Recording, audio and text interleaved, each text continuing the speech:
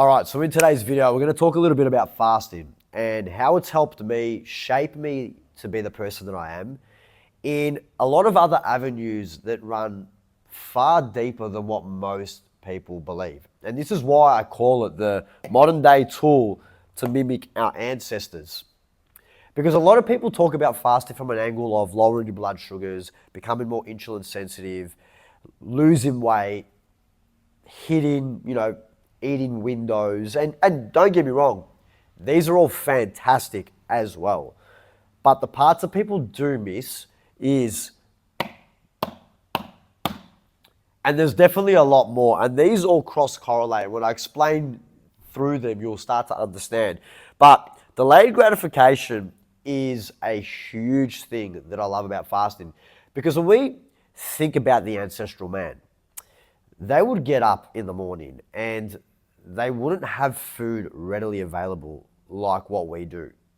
We get up, we walk downstairs, we have the blessing of opening up a fridge and we've got an abundance of food choices.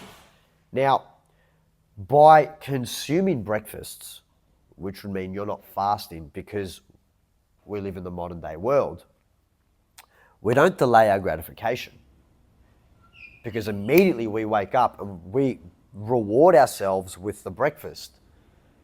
And when you do this time and time again, when you break down the way our brain would operate compared to our primitive man brain would operate, they would have to actually work for the reward. And the reward for them would be the food itself. Whereas for us, we actually just get rewarded without actually doing the work. And that action in and of itself can spill over to so many other avenues of your life. That's why a lot of people are vaping. That's why a lot of people are smoking. That's why a lot of people are taking drugs. That's why a lot of people are addicted to porn. All of those things reward you without actually putting the work in to actually receive that dopamine receptor spike, whatever the word may be. And as a byproduct of delaying your gratification of the food, what happens then? You increase your gratitude for food. You don't become a glutton. Food isn't something that is readily accessible for you. Although it is, don't get me wrong, you can still go to the store. It's still out there tempting us. But because we've created a fasting protocol where you've avoided eating for 12, 16, 18 hours or whatever, window you kind of create, it delays the gratification. So when that food does come, if you do an OMAD or whatever it might be, you feel a lot more grateful for your food. You're not going to put wastage towards that food. And you start to understand the effort in which food, or how much effort you put in, which is putting in the work for you to actually receive the food being the reward. Self-mastery, another huge one here. And the importance behind self-mastery is because we as men are looked at to be the stronger of the two sexes, male and female. We're meant to be the leaders. We're meant to go to war, provide the strength, provide the backbone to not only society, to our communities, to our families, to our friends, all those sorts of nature.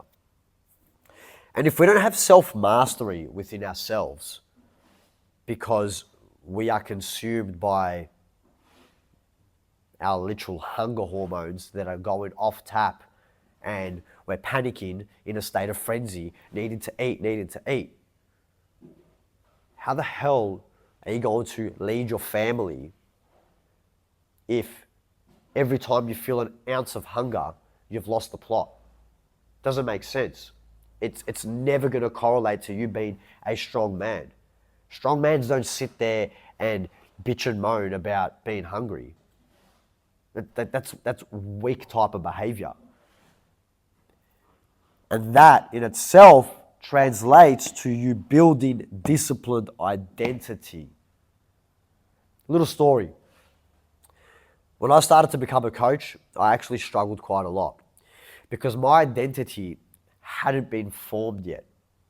I had just been given the label of coach, but people didn't view me as a coach. I hadn't created the identity. I hadn't built self-mastery. I hadn't had a disciplined identity. And it wasn't until I actually started implementing these characteristics and these traits, my identity started to shift as a person. And as a result of that, the badge that I wore as a coach wasn't just something that I put on, for, working a certain hours. It's something that I completely embodied within myself. So building a disciplined identity through fasting, that helped me build a disciplined identity because I could wake up and I could lead by example and I would feel hungry and I would push that back because I wanted to tap into my ancestral behaviors. I wanted to create an identity in which people looked up upon and looked at and thought, if this guy can do it, why can't I? And lead by example through that. And once I started implementing all these type of behavior patterns, my voice actually started to become heard a lot more and it wasn't falling on deaf ears. So fasting for me has allowed me to feel a lot more grateful for my food. I waste less. I eat better quality foods because I'm eating less often.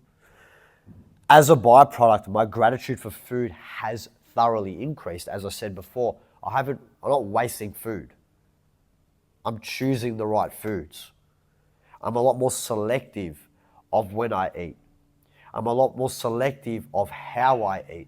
And I'm a lot more selective of what I put in my body because I'm not eating so often where food is readily abundant for me. So it just becomes kind of like, just another meal. Oh, I'm just having this chocolate. No, I become a lot more selective and that shapes me as a person. Furthermore, I've now mastered who I am. I now am in control of what's going on. I'm not fueled by hunger. I'm not acting, I'm hungry. Oh, I need to quickly eat. No, I get up and I understand that a hungrier hunter is a better hunter. So my productivity at work thoroughly increases. That's something that I also should put on here.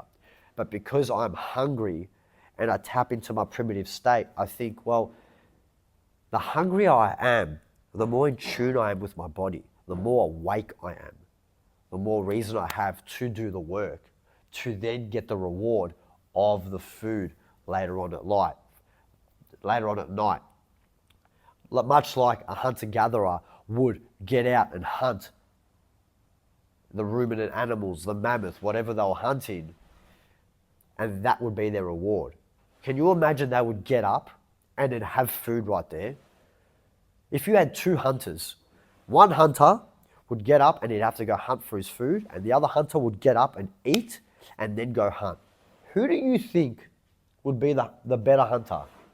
The one that's hungry or the one that's already been satisfied with the reward? I can assure you it's going to be the one that's hungry because his senses are sharper. He's got more to fight for. He's not going to give up as easy. And now we're not in that era in modern day man. That's why it's the modern day tool to mimic our ancestors.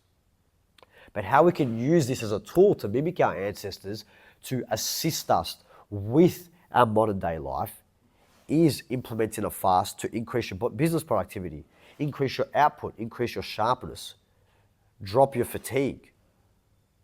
And if you want to get into the physiological standpoint, it allows me to be in fantastic shape, pretty much at ease all year round. Like I don't even have to try, and I'm sitting at, sub 10% body fat, very muscular, making sure that I implement fasting on a day-to-day basis, and I eat a very primitive type of way, which is mostly meat and eggs, which allows me to look like my ancestors, perform like my ancestors, all while navigating in this modern world. If you like this video, like, comment, subscribe, share the video, I'll catch you on the next one.